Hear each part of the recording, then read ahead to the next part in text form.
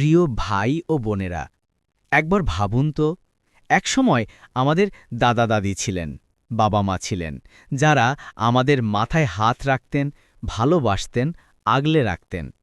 আজ তারা কোথায়? অনেকেই আজ কবরে শুয়ে আছেন, যেখান থেকে আর কোনোদিন ফিরে আসবেন না।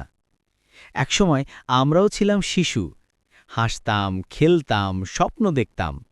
আজ আমরা বড় হয়েছি, কেউ হয়তো ক্লান্ত, কেউ ব্যস্ত, কেউ গর্বে ভুলে গেছি এই জীবন চিরস্থায়ী নয়। ভাইয়েরা, একদিন এই বুক ভরা শ্বাস বন্ধ হয়ে যাবে। এই হাত, এই চোখ, এই হাসি সব থেমে যাবে। যেভাবে আমাদের প্রিয়জনেরা চলে গেছেন, একদিন আমরাও চলে যাব তাদেরই পথে।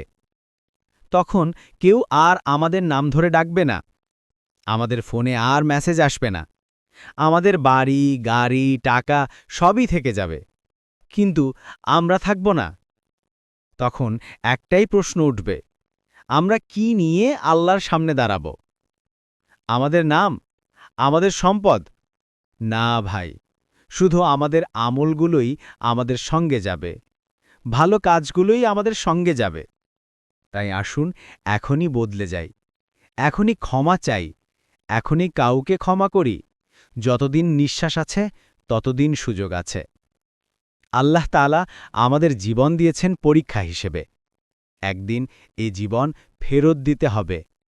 একদিন আমরা থাকব না, কিন্তু আমাদের নাম যেন রয়ে যায় দোয়ার মাঝে। মানুষ আমাদের স্মরণ করে বলুক, এই মানুষটা ভালো ছিল, আল্লাহ তাকে জান্নাত দান করুন।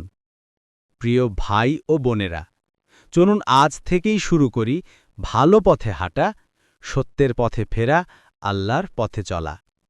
মনে রাখবেন, একদিন এই পৃথিবীও থেমে যাবে।